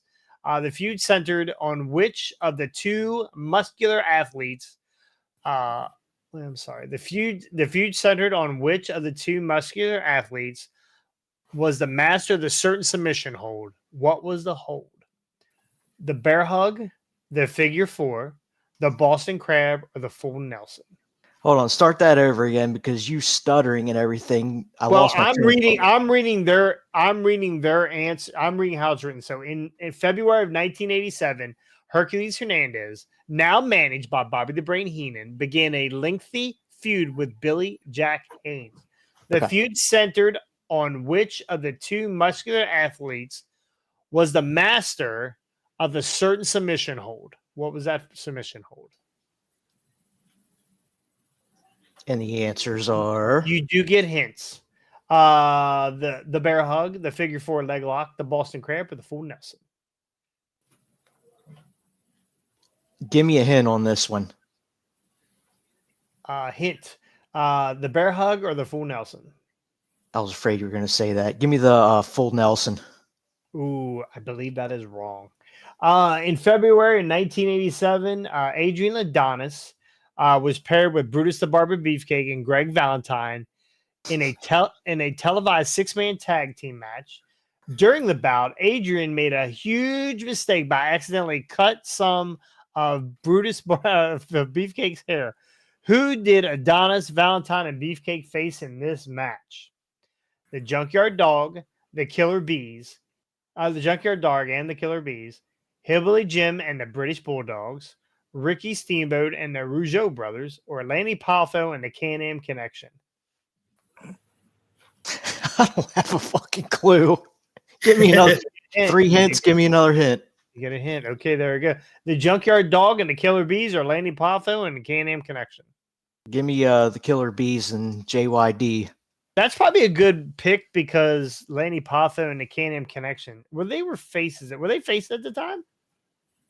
The Can-Am was Tom Zink, right? Was it Tom Zink and Rick Martel? Yeah. Is that with the two? Mm-hmm. God, I can't believe I know that. In 1987, a muscular, no-nonsense duo called Demolition made their debut and began to destroy their oppositions. What obnoxious manager was responsible for bringing this legendary tag team to the WWF? Bobby the Brain Heenan, Jimmy Hart, Johnny Valiant, or Slick? Man, I don't know any of these. Give me the Brain. No, it's probably Jimmy. I'm thinking Slick. What do you think, Brian? You want me to say it at the end? You want to ask me? Go ahead. Just go ahead. I already picked it. God, you keep going. Keep going. You're good. At WrestleMania 3, in one of the night's many tag team contests, the Killer Bees faced Nikolai Volkov and the Iron Sheik. Be Brian Blair, I will humble you. Break your back. Put you in the camel clutch. Fuck your ass and make you humble. I will fuck you. Fuck your ass. The decision was very uncharacteristic as it's time. All right, rest in peace, Iron Sheik. I will humble you. I will fuck your ass. Make your back. Fuck your ass and make you humble. I'm fucking dumb. Oh my gosh, we killed The Ted DiBiase.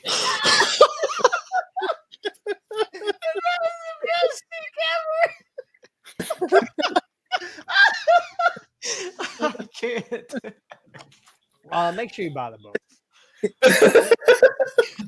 Oh my god. Oh, that was good. Okay. That was good. I'm crying. Very uncharacteristic, as it was the face team of the Bees that lost by disqualification. Why were they disqualified? Shit. Jumping Jim Brunzell mistakenly punched the referee. Hacksaw Jim Duggan hit Volkov with the 2x4. Hacksaw Jim Duggan hit the Sheik with the 2x4. The Bees used the mask as the referee caught them making illegal changes, or Iron Sheik fucked him and made him humble. I'll take Hacksaw hit Nikolai with the 2x4. Okay. Jesus. I can't see on my glasses. In another tag team match at WrestleMania 3,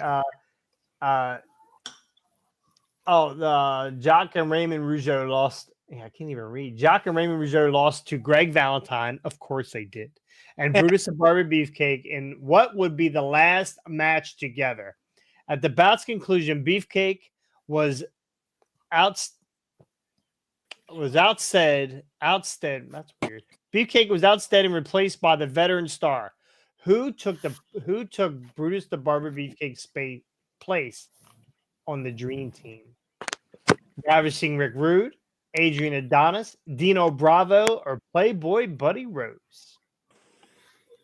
Let's go say the question again, because Please, really? Okay. Yeah. All right.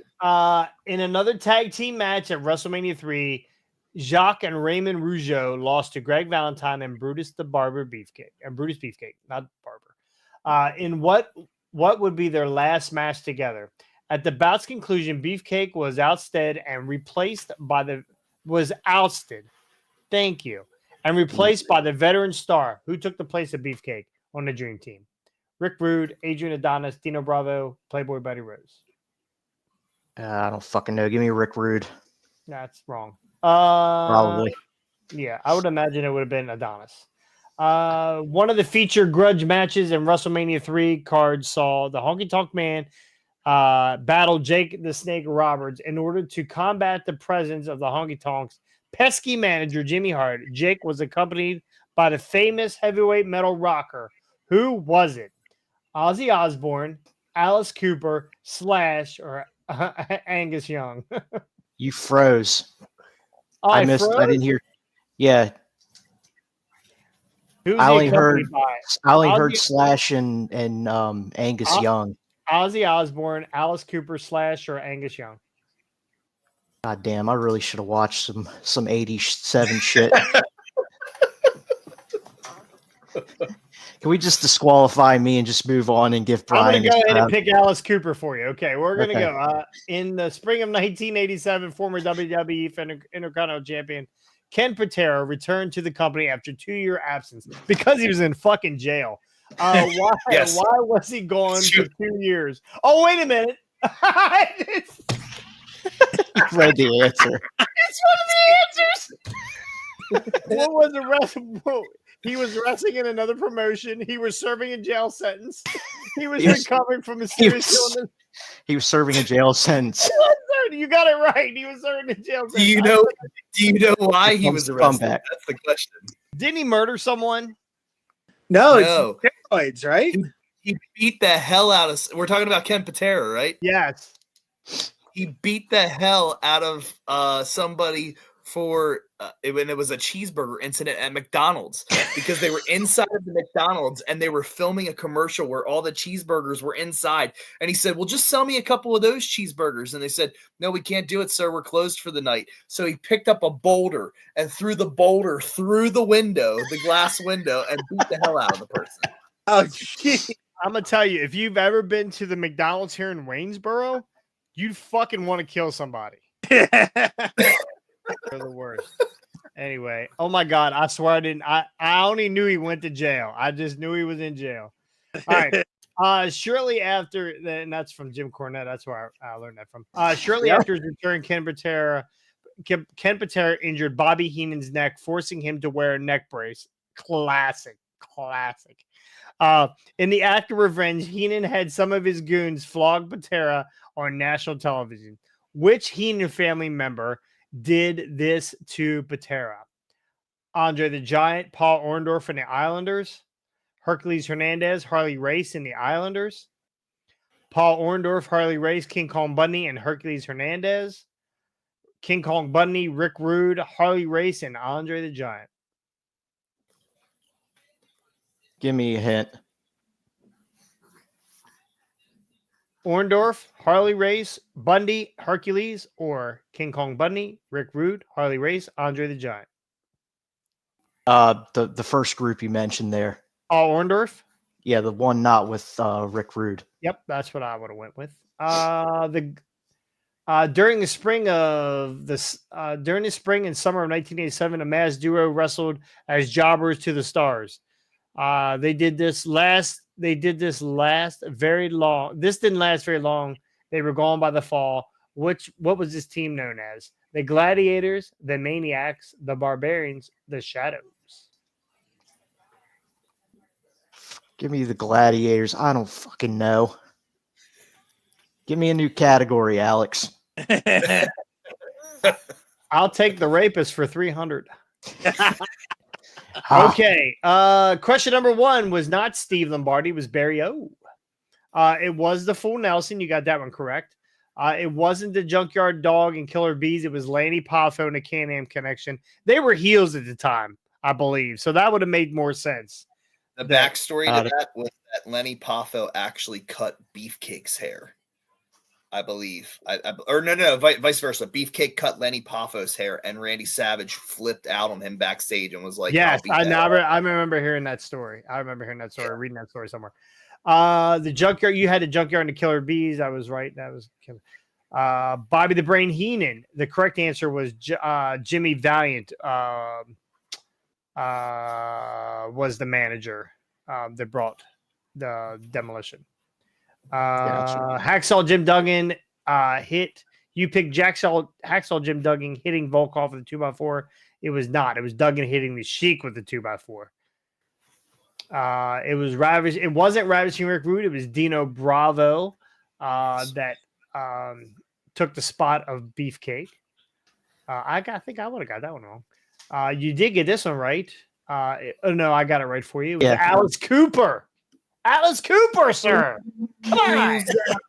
Oh, summer was the highlight of that year. Huge, bro. Huge. In the spring of 87, former WWF Intercontinental Championship Ken Patera returned to the company because he was in fucking jail. It was the group that attacked the Flog Patera was Orndorff, Harley Race, Bundy, and Hercules. You got that one right. It was not the last question was not the Gladiators. It was the Shadows. And you got 1, 2, 3,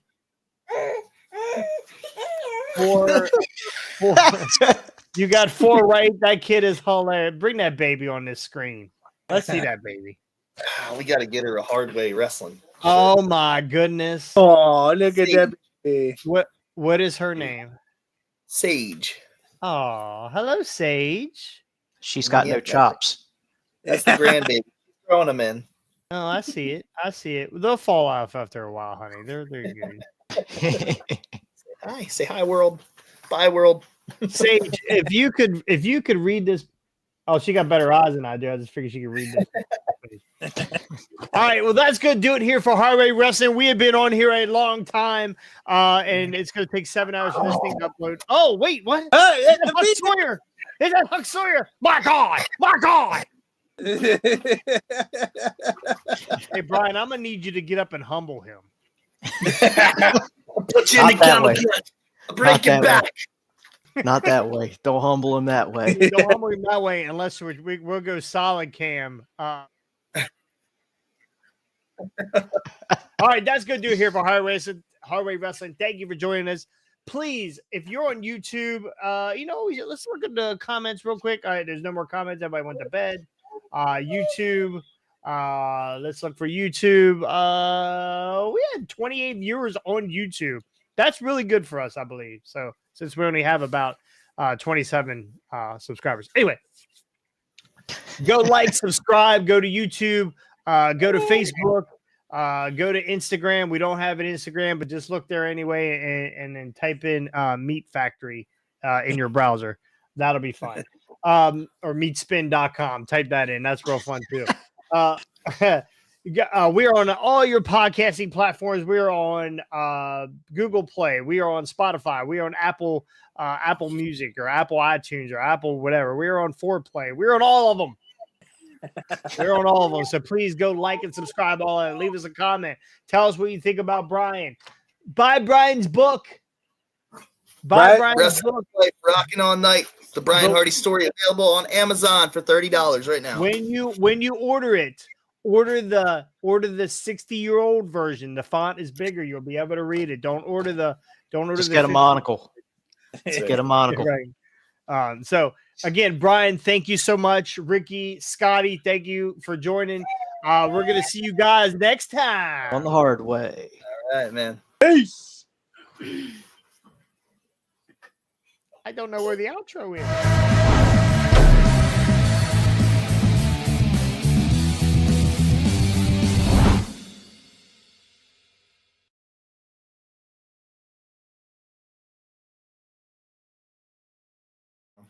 I love it. How old is she? She's 6 months yesterday. Wow. She's long. Yeah, she's long. She tried baby food for the first time today, so it was bananas. And she just had her homemade my wife just said, bring that baby back on real quick. Come here. Want to see a baby? Hold on. Want to see a baby? Come up. Look at the baby. Say hi. Say hi.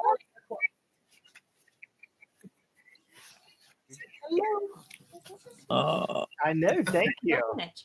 You want me to open it right now? Bam! Oh, look at that. Look, you see the kitty kid. Oh, sweet. Better than you, baby. Did that just come in? Oh, thank you. Did that come in the new box? No, that Jesse from the awesome girlfriend. Yeah, Jesse randomly buys me shirts. Yeah. So, all right, boys, I'm gonna get this uploaded. Thank you so much, Brian. If I don't talk, well, we'll figure out next week's schedule. If you guys can't make it, we'll figure something out. Brian, if I don't talk to you or whatever, be safe. Have a good match.